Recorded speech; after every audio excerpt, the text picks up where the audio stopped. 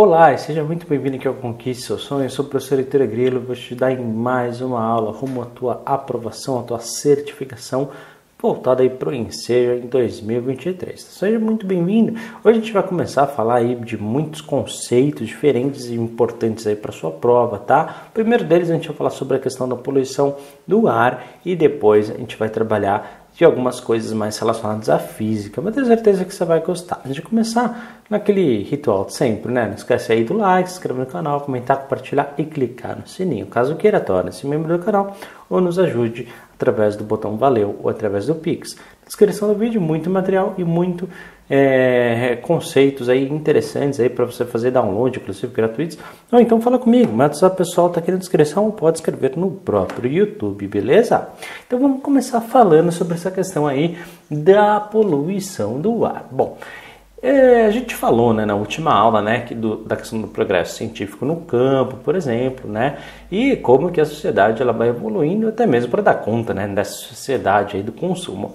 Mas nem todo progresso científico traz benefício para a sociedade. E essa prova do Enseja ela já veio trabalhar perguntando isso, né? Todo progresso científico é bom? Se eu falar não, nem todo progresso científico é bom, né? A gente tem, entre vários exemplos, a própria destruição da natureza, né? Ou seja, quando a gente tem aquela agricultura intensiva, né? Onde você tem que simplesmente plantar, não importa se o solo vai aguentar, não importa as consequências disso, né? Se vai ter que usar um monte de agrotóxico aí fazendo a contaminação dos solos e da água, não importa, né? Ah, mas vai gerar poluição, não tem problema.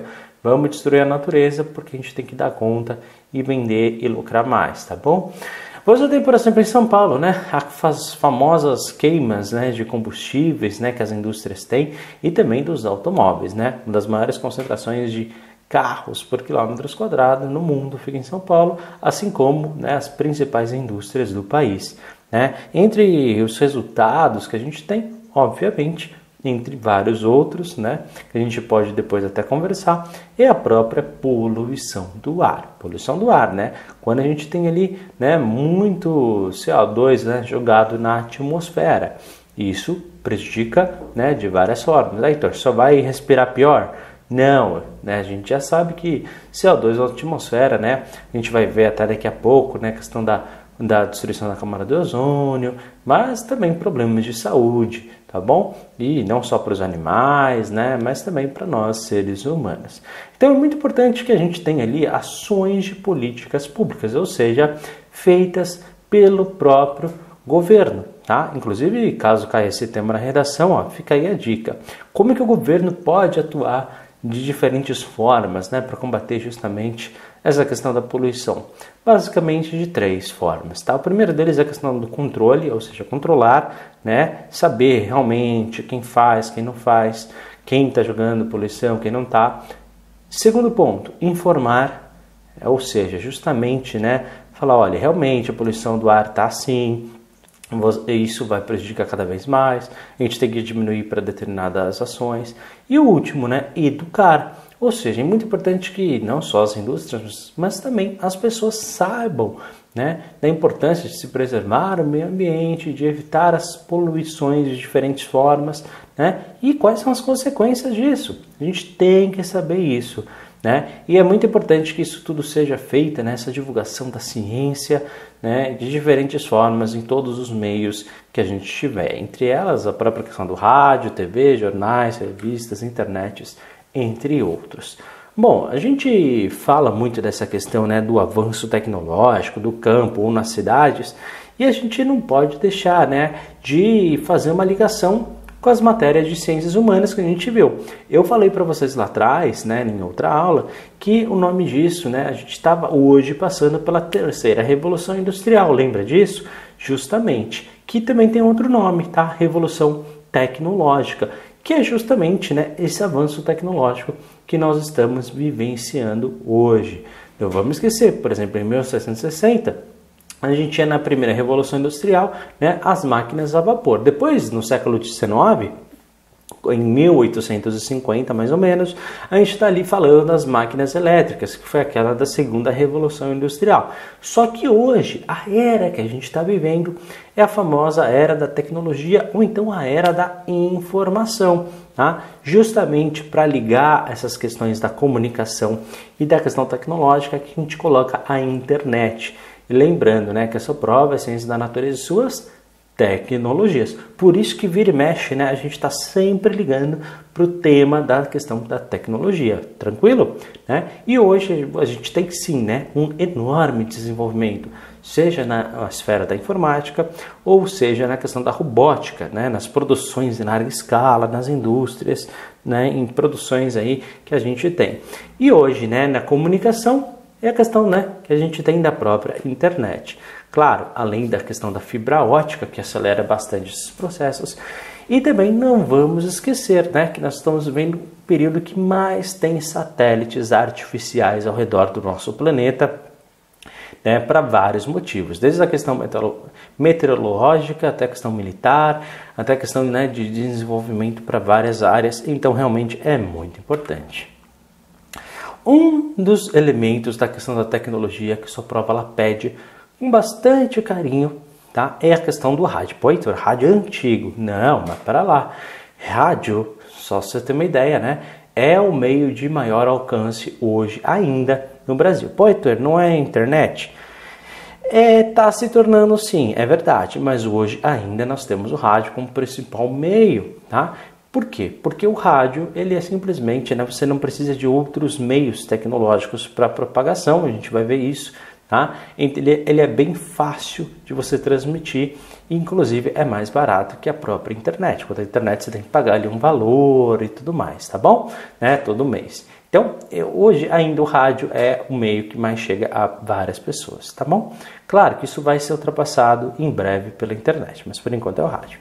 Né? E o número, aquele número, se você já teve um rádio manual, né, onde você não simplesmente tinha que apertar um botão e sintonizar o automático, onde você tinha que girar aquele botãozinho, aquele número do rádio, né, que muitas vezes a gente ouve o locutor lá falando, né, que a gente usa ali para sintonizar. O nome disso, pessoal, é a frequência de transmissão, tá? Toda vez que eles estão falando frequência de transmissão, eu quero que você pense na sua cabeça, a frequência da onda. Tá? Frequência da transmissão é a mesma coisa que frequência da onda. Grava isso que vai te ajudar a memorizar aquilo que eu vou dizer daqui para frente, tá bom?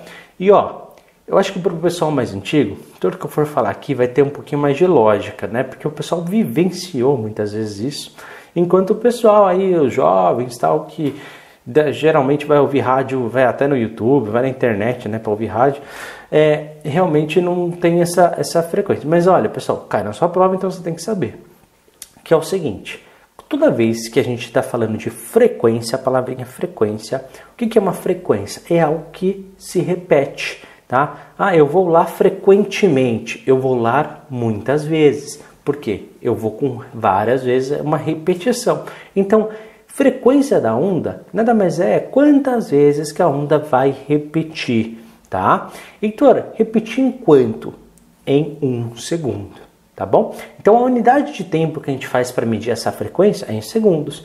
Então quando a gente fala que determinada frequência é X, é aquele número que ele vai dar, é quantas vezes a onda ela repetiu no espaço de 1 segundo, tá bom?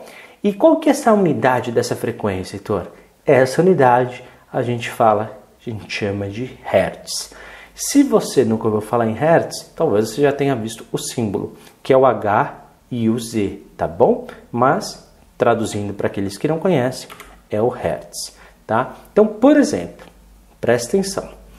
Quando o locutor fala lá na rádio, atenção, 98,4 MHz, né? O que ele está querendo dizer? Que o seu aparelho de rádio, ele está captando as ondas que a emissora está mandando ali, graças à antena dela. Essas ondas que ela está mandando para sua casa, elas estão vibrando ali, oscilando 98.400.000 vezes. Em quanto tempo, Heitor? Em 1 segundo. Olha só que doido. Tá? Por quê? 98,4 MHz, tá? Então, é essa a multiplicação que a gente faz. Por curiosidade, cada emissora, né, isso funciona tanto para o rádio quanto para a TV, tá? Isso é a mesma coisa, ela tem uma autorização do governo para transmitir, tá bom? E todo mundo, seja na rádio ou na TV, não pode transmitir do jeito que quiser, onde ela quer, não. Ela tem uma frequência determinada, né, combinada, tá? E ela só pode transmitir naquela frequência. Por isso que o SBT é sempre no canal 4, a Globo é sempre no canal 5, a Record sempre no 7, justamente, né, para todo mundo saber aonde achar a transmissão. Só por isso, tá bom? E só para você fazer um termo comparativo, as ondas eletromagnéticas, elas viajam de maneira natural, tá bom? A 300 mil quilômetros por segundo. E qual que é a grande vantagem? Que para fazer essa propagação, ela não precisa de um meio material, né? Muitas vezes a internet ela tem que ir por fibra ótica, então todo caminho tem que ter uma fibra ótica. O rádio não, você não precisa de um meio, porque ele transmite justamente, né, pelo ar. Então fica bem mais fácil de você transmitir, tá bom? E falando em ondas, em frequências de ondas, você vai ver alguns exemplos, né? O rádio foi um, televisão foi outro, e o nosso micro-ondas que a gente tem, né, no dia a dia, Heitor? Bom, elas também trabalham em frequência de onda. Tudo acontece, pessoal, através da frequência de ondas. Só que cada vez que a gente tem uma frequência diferente, a gente pode usar para um meio diferente. Essa foi a grande descoberta da ciência. E a gente descobriu que, olha só, se a gente fizer em 2450, o que acontece? As moléculas de água, elas se agitam. Tá? A gente descobriu isso. A gente falou, bom, bacana. E para que a gente usa isso?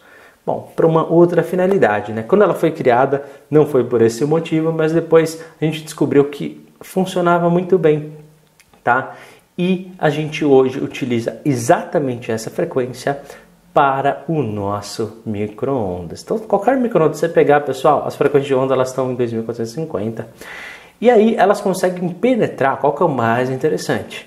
Que ela primeiro agita moléculas de água, tá? Ou seja, se você tiver alimentos mais secos, provavelmente eles não vão aquecer. Já aconteceu de você pôr uma comida no micro-ondas e ela não aquecer? Pode ser por esse motivo, porque ela só vai agitar moléculas de água. Então, se você tiver algum alimento muito seco e quiser pôr no micro-ondas, põe um pouquinho de água nele, tá? Um pouquinho em volta, assim por cima, porque ele vai agitar aquela molécula e é aquilo que vai tornar a comida quente. Segundo ponto, ele consegue penetrar até um determinado distância dentro dos alimentos. Depois ele não consegue mais agitar as moléculas porque é muito longe, tá bom? Quanto, Heitor? Até 2,5 centímetros. Tá? Então, de repente, se você pôr uma comida muito grossa, com uma altura muito grande, normalmente ali no meio vai ficar frio. Então, esse pode ser o segundo motivo, né? Que muitas vezes a gente coloca uma comida no micro-ondas e ela esteja fria, tá? Em outras frequências, Heitor, a gente pode também ter outras coisas? Tem, nossa, pessoal. Eu falei para vocês do rádio, falei da TV, mas olha, os próprios telefones é também em outra frequência. O GPS que a gente usa, né, de repente no trânsito, para descobrir como é que chega em algum lugar, é outra frequência. E tudo tem uma frequência diferente. Heitor, tem que decorar as frequências todas para a prova? Não, negativo, pelo amor de Deus. Senão aqui a gente ia ter que passar uma lista imensa, mas é só para você ter esse padrão de como é que isso é utilizado. Portanto, pessoal, encerramos por aqui a nossa aula. Na próxima a gente vai ver a frequência que a gente tem de algumas delas, tá bom? A gente vai colocar uma tabelinha para vocês e também vou falar um pouquinho da questão do Sol e tudo mais, mas esse assunto para daqui a pouco. Muito obrigado por ter assistido. Qualquer coisa, fala comigo, o WhatsApp na descrição do vídeo. Não esquece do like, inscrever no canal, comentar, compartilhar, clicar no sininho, caso queira, torne-se membro do canal. Bons estudos e até a próxima aula. Forte abraço, tchau, tchau.